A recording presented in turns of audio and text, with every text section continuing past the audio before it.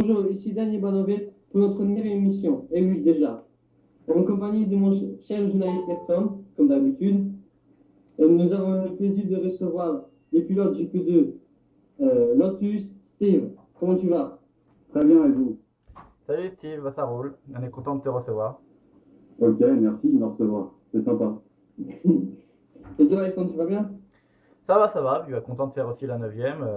Petit à petit, l'émission avance et c'est pas mal. On reçoit des invités de tout genre. La semaine dernière, les champions. Cette fois, c'est Steve. Donc vraiment des pilotes de tout genre. Donc, les statistiques de Steve, Alexandre. Alors, Steve nous a rejoint récemment, dans cette saison 5 du GP2 donc. Et donc, il compte maintenant à son actif 12 Grands Prix et un podium. Il a réalisé son premier podium il y a peu de temps, c'était à Monza. Donc une belle performance après un début de saison des fois compliqué. Et il est actuellement 13e au classement à 14 points de la 10e place. Donc il peut encore prétendre au top 10 peut-être. Mais en tout cas c'est un pilote qui débute et qui peu à peu s'améliore. Ouais, Donc, on va passer à l'étape 1 de notre émission. Donc, c'est un GP2 puisque Steve est notre invité. J'ai rappelé le podium du Grand Prix de Corée que je n'ai pas été là, malheureusement. Quentin gagne une fois de plus. Donc Mercedes s'éloigne, mais Islam répond présent et le malheureux Ayrton prend la troisième place. Oui, bon, c'est déjà bien une troisième place. Voilà, mais le deuxième c'est mieux. Voilà. Ouais. Et justement, toi Steve, comment ça s'est passé ta course en Corée? ah ouais, c'était un petit peu chaud au premier virage. J'ai eu un premier contact assez chaud en fait. Du coup, sur le fait, j'ai pas compris ce qui s'est vraiment passé. Ce que je sais, c'est que j'ai fait un beau 360 sur deux contacts successifs. Le deuxième, j'en veux un peu moins parce que finalement, j'étais de travers, donc j'avais plus trop le choix. Et puis après, j'ai fait une course où j'ai essayé de rattraper, mais bon, finalement, le résultat de la course pour les derniers, en tout cas, c'était le résultat des chronos par tour qu'on a vu en qualif. Et donc, j'ai repris la place que j'avais réussi à faire en qualif 1 et en qualif 2. Enfin, la première qualif qu'on a ratée, la deuxième. Et puis derrière, donc j'ai fini deuxième. Bon, je n'étais pas si mécontent, mais c'est vrai qu'en voyant les images, j'ai trouvé le premier contact un peu chaud, quoi. Bah, Donc j'avoue que j'étais un peu remonté, j'ai bousculé un peu Thai après quand j'ai réussi à le remonter. Et puis j'ai fait une course, moi je trouve que je fais des courses de plus en plus solides. En fait, je cherche à finir les courses, surtout, à pas taper les rails quand ils sont prêts, comme à Singapour par exemple. Parce qu'à Monaco, j'ai même pas fait un tour, j'ai été disqualifié, donc ça a été très très rapide et trop rapide. Donc je dirais que dans l'ensemble, ce que je cherche à faire, c'est surtout finir les courses. Et je pense qu'en finissant les courses, les gens marquent des points. Donc c'est plutôt satisfaisant et à voir plus tard, je dirais, la vitesse pure. Aujourd'hui, je ne cherche pas spécialement ça. Justement, là, tu as parlé du départ. C'est vrai qu'il a été très, très violent ton départ avec les deux Red Bull. Et tu as eu une pénalité justement au deuxième tour ensuite. Ouais, Comment ouais. quel est ton avis sur cette pénalité qui est peut-être un peu sévère au vu des images lors de ton dépassement sur Jean? Moi, en fait, Jean, je vois pas d'image parce que lui, il n'en a pas. Donc je sais pas comment je l'ai coincé en fait. Mais il est vrai que j'ai eu beaucoup de mal à le doubler. Et j'avais plus le choix, quoi. J'étais à moitié, enfin, j'étais bien devant lui, sauf que j'ai pris le virage, peut-être en laissant trop de place ou en le plaçant trop, je sais pas, justement. Donc là, je peux pas juger, mais là, c'est plus le jeu, donc je le trouve normal, quoi. Je cherche pas. Là-dessus, j'étais un peu énervé, donc je suis remonté un peu chaud, et voilà, ça m'a coûté une pénalité, c'est pas très grave. Et justement, après tous ces aléas du début de course, donc on a rappelé l'accrochage avec les Red Bull, la pénalité. Tu espérais quoi à ce moment-là comme résultat à la fin du GP à ce moment-là? J'ai fait huitième, donc vu que la Red Bull m'avait bien estampillé au premier tour, franchement je l'ai laissé passer, même si je n'avais pas analysé que c'était le même pilote. Euh, voilà, j'ai laissé passer la huitième place, je ne me suis pas battu, quoi. J'ai voulu garder des points. Mais c'est vrai que j'aurais pu faire un petit peu mieux, parce que le départ n'était pas si mauvais, j'étais juste derrière toi d'ailleurs. quelques centimètres, c'était toi, et c'était, voilà, ça aurait été une autre course. Non, je regrette pas la course, ça a été une belle course. Je me suis bien bagarré avec d'autres pilotes, c'était sympa. Plutôt que les premières courses où j'étais vraiment tout seul derrière à me galérer, quoi. Là, je trouve que ça va mieux et ce que je cherche à faire, c'est plus ça. Voilà. Mais je regrette pas la course, juste un petit peu amer, voilà, au niveau de Barbatol, pour être clair. Et voilà, quoi. Je suis un peu déçu aussi qu'il n'y ait pas eu une excuse à la limite. Parce que j'ai pas envie de me faire une plainte ou quoi que ce soit. J'estime que ça, c'est pas très très fair play, justement. Donc voilà, on verra sur la prochaine course comment je réagirai vis-à-vis de ça. Mais je pense que je serai un peu plus combatif. Voilà. Bon, ben, justement, on va un petit peu revenir dans le passé, un truc plus sympa un petit peu. Ton podium à Monza, qu'est-ce que t'en penses? Comment ça s'est passé? Les émotions? Bon, c'était une course un peu exceptionnelle, un peu bizarre. Donc là-dessus, ce qui m'a plu, c'est que j'ai réussi oui, à tenir une troisième place avec une bonne course dans l'ensemble. Toujours pareil, le but de finir la course surtout. Donc là, ça a vraiment payé parce qu'il y a très peu de voitures qu'on finit. Maintenant, je sais pas. C'était ouais, c'est sympa parce qu'en effet, je galère depuis le début. Donc avoir une troisième place complètement inattendue, puisqu'en plus c'était pas un circuit où j'étais vraiment à l'aise du tout. J'avais vraiment un temps en tour vraiment très mauvais. Donc voir les voitures s'aligner comme ça, les unes derrière les autres, ont fait que j'ai été de plus en plus prudent. Et d'ailleurs, on voit sur la fin de course, franchement, je relâche beaucoup, quoi, parce que j'ai pas envie de perdre les points. Je contrôle juste par rapport à Jean-Jean, mais je savais qu'il avait un arrêt à faire supplémentaire que moi. Donc, j'ai pu gérer des minutes de course, quoi, quand j'ai vu qu'il y avait les cartons comme on a vu. Voilà. Euh, et justement, toi, Steve, comment juges-tu le reste de la concurrence en GP2? Quels sont tes plus grands rivales directs? Bah, moi, pour moi, ça, c'est Jean-Jean, c'est dans ces milieux-là, c'est Yves, directement au championnat, puisque en effet, comme l'a dit tout à l'heure Ayrton, Stéphane, bah, c'est clair que ouais, je me suis donné un petit objectif, donc ce serait sympa d'atteindre les top 10. Maintenant, ça va être chaud, bien évidemment. Il reste 4-5 Grands Prix, donc il faut que je marque absolument des points. Voilà, le but, il est là, on va voir si c'est faisable ou pas. Je pense que je peux grappiller peut-être encore une place, ou deux, à voir comment Yves et Jean-Jean vont piloter les prochaines courses, si je suis devant ou derrière, tout simplement.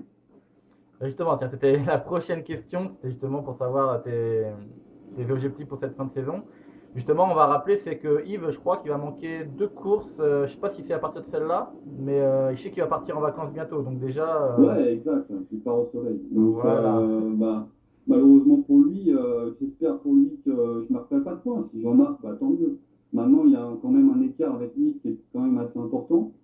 Je sais plus. Ah non, non, il Si n'y a pas. Jean-Jean ou Jean-Jean, Yves, t'as 14 points de retard actuellement sur Jean-Jean. Donc bon, c'est beaucoup et pas ben beaucoup voilà, à la c'est fois ça, parce c'est que. Yves qui est derrière Jean-Jean. Donc oui, en effet, Yves, s'il y a 4 8 points, il y a peut-être encore moyen de le rattraper, voire de le passer.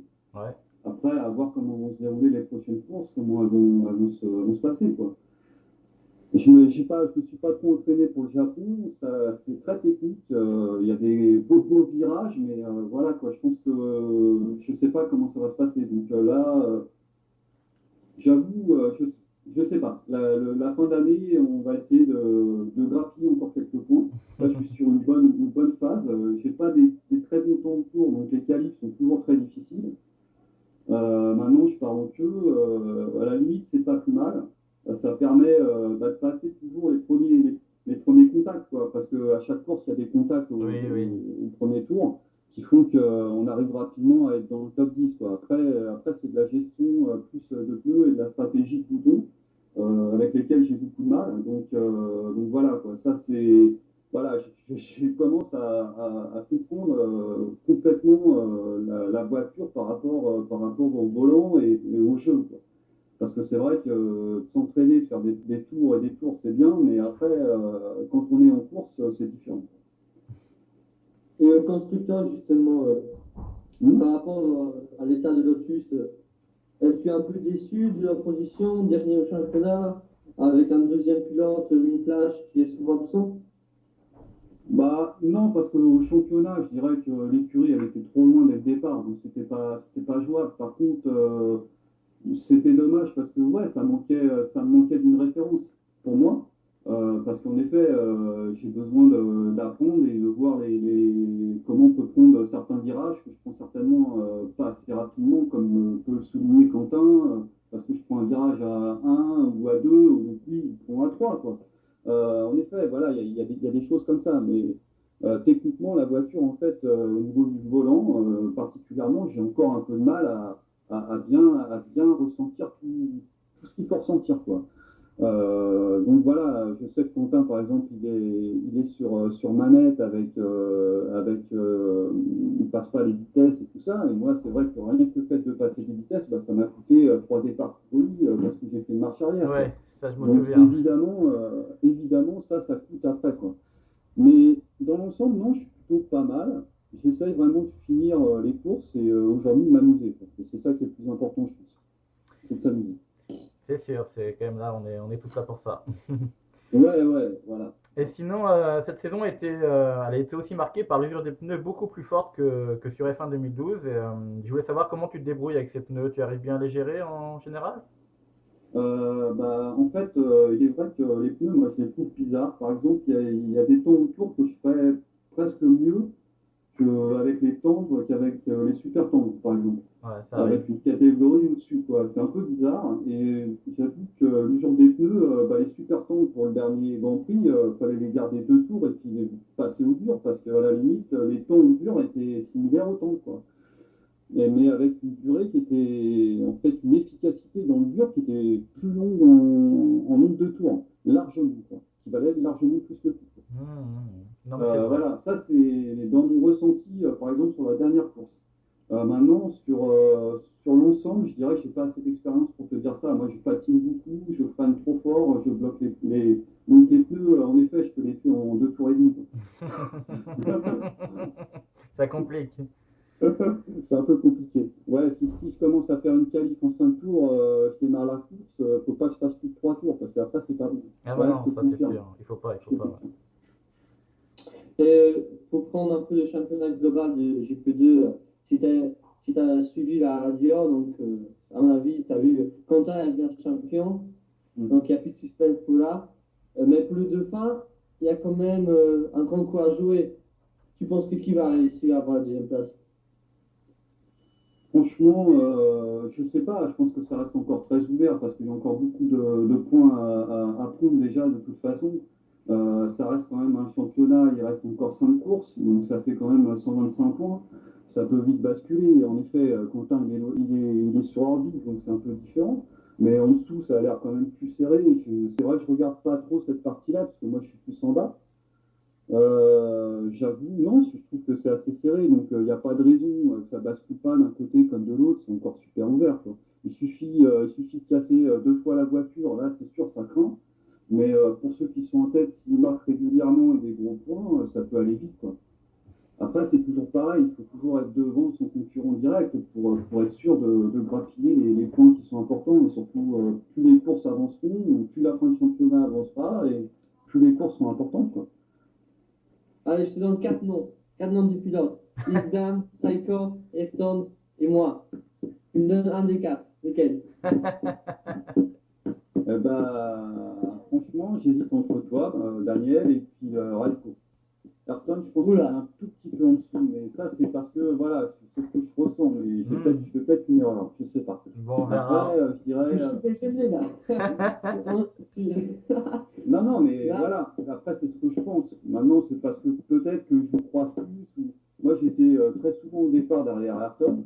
Je C'est l'ai vu vrai. plusieurs fois au départ, par exemple, à Spa, ça a été chaud, quoi. Ouais, ouais, c'est C'était vrai. super chaud, quoi. Moi, j'ai pas osé, quoi, parce que mais j'aurais pu essayer de t'attaquer, quoi. Ouais, Alors, ouais, j'aurais peut-être je me poussé, rappelle. mais voilà, c'est parce que justement, j'ose pas pour l'instant, mais voilà, je trouve que non, bah voilà, bah, je ne croise pas tant que ça non plus. Après, c'est quelques départs, c'est compliqué de jauger comme ça. et, et pour le titre des constructeurs, donc, ça sera Mercedes a combien de points? 56 points d'avance sur Force India. Force India. Tu vois Force India revenir ou c'est fini? Ouais, non, c'est pareil, ça reste ouvert. 56 points, même si je dirais Quentin il marque beaucoup de points, l'équipe elle n'est pas si en avance que ça par contre. Donc là en effet 125 points, ça va déjà mathématiquement parlant, il y a encore de la marge. Donc je dirais qu'à ce moment-là, il faut que Force India gagne, soit toujours devant, on marque au moins quelques points de plus. Mais vu qu'ils ont deux pilotes un peu plus équilibrés dans leur équipe, je pense que non, ça c'est faisable.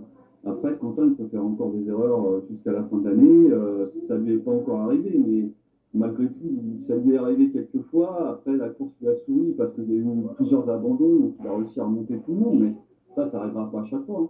Puis de toute façon, voilà, je pense que Quentin, maintenant, il a plus rien à prouver, il a tout gagné, donc peut-être que, ouais, il se déconcentrera plus facilement, ou peut-être qu'il fera plus d'erreurs. Donc c'est tout à fait jouable encore.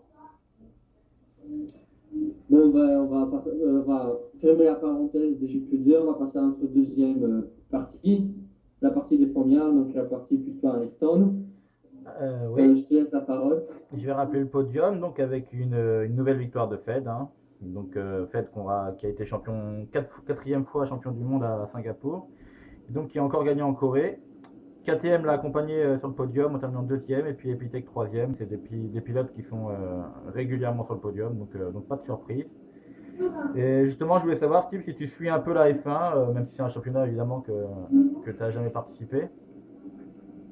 Non, je suis pas trop. De temps en temps, je ziote comme ça sur le forum.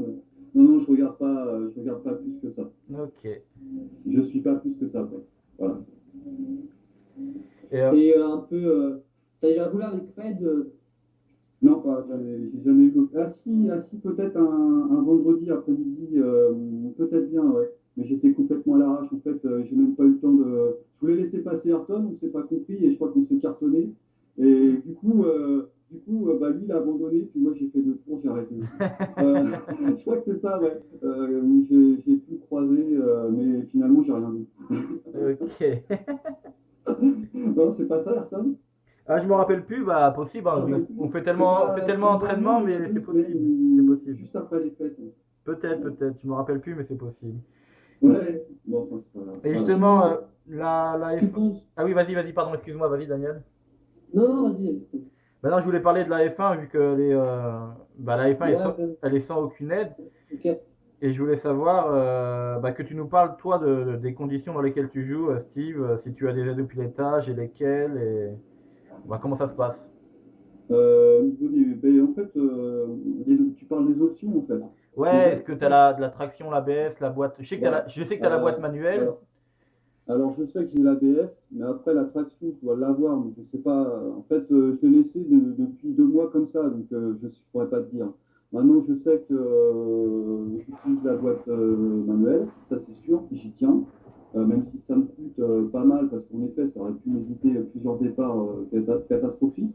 Mais ouais, j'aimerais bien enlever petit à petit les aides, bien évidemment. Maintenant, il ne faut pas que ça soit un calvaire non plus. Non, Donc, c'est non, sûr. aujourd'hui, je suis avec les aides, je pense que la plupart des pilotes GP2. Ouais. Ça me paraît pas mal et puis j'aime bien comme ça. Ouais. Ouais. J'irais, franchement, pour l'instant, je trouve que les formats de course sont sympas. 50% c'est bien. Au-delà, ce serait un peu long pour moi. Non, j'aime bien comme ça. Je me sens pas prêt non plus à enlever toutes les aides pour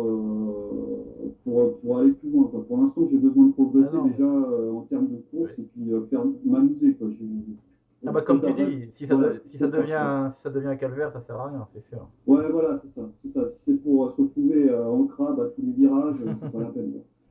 Donc, autant essayer déjà de maîtriser en partie la boîte manuelle et avec les quelques options d'aide au pilotage. Et puis après, on verra au fur et à mesure pour en tirer quelques-unes, comme par exemple, je pense, pour commencer, peut-être l'ABS plus que la traction, et puis après la traction, quoi. Je sais pas, j'ai jamais trop testé à ce niveau-là.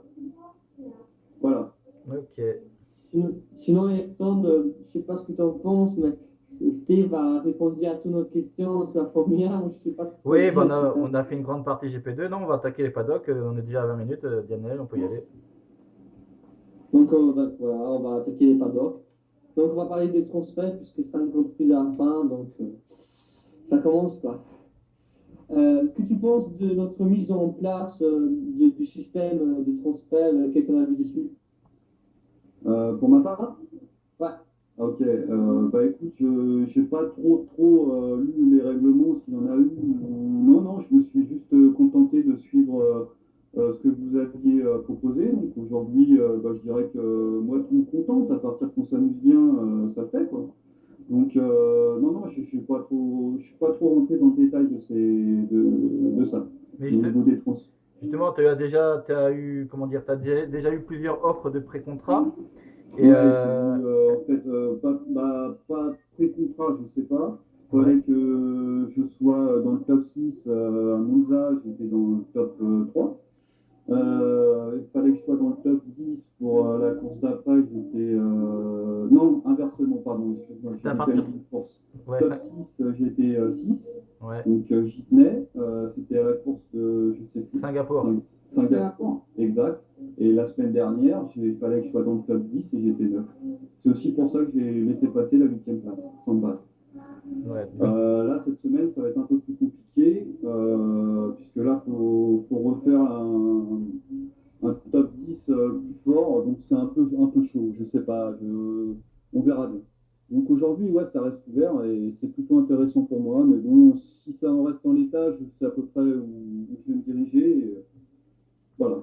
Ça restera noir. Ok. Et, et sinon, tu as une écurie préférée pour rejoindre ou peut-être rester Bah chez ouais, eux? ouais, je viens de le dire, ça restera noir. Mais encore, voilà. Si je reste, si Lotus veut le garder, pourquoi pas. Sinon, ce sera la nouvelle robe noire. Ok? On change pas de couleur. Ok. Voilà. Parce que, bon, après, l'autre proposition, c'est quand même une autre voiture, ça ne fait pas. Et, Voilà. et sinon, bah, je pense qu'on va finir là-dessus. C'était, comment dire, pour la saison prochaine, ton ambition est de pouvoir viser plus haut au classement et gagner en vitesse. Tu as vraiment des objectifs plus élevés pour la saison prochaine? Bah, l'objectif sera sûr d'être au moins dans le top 10, quoi. Pour essayer de monter un peu en grade, quoi. Et d'être plus dans le cœur du peloton. Ça, c'est sûr, pour m'amuser plus.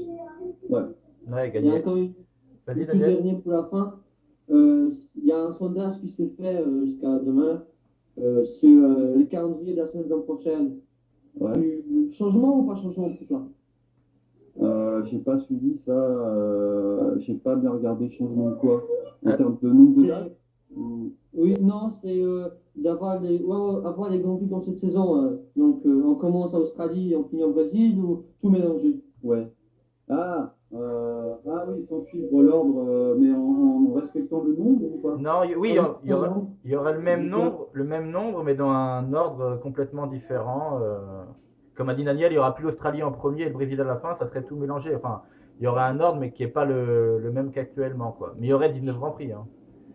Ouais. Non, bah, moi, ça me gêne pas, à la limite, parce que vu qu'on aura fait une saison quasiment complète avec tous les grands prix, ça change plus grand-chose maintenant. Ok, donc aussi pour le changement, quoi. Ouais, ouais. Ok, bah Bon, merci.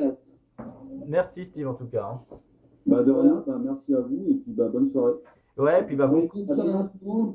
À la semaine prochaine pour la suite et merci beaucoup à Ayrton d'être toujours avec moi à mes côtés et Steve, notre invité. Merci à Merci tout le monde beaucoup. et puis bah bonne chance Steve pour la course demain au Japon. Voilà. Merci. À vous Allez, aussi. Allez, salut. bonne soirée. Ciao. Ciao. À la prochaine.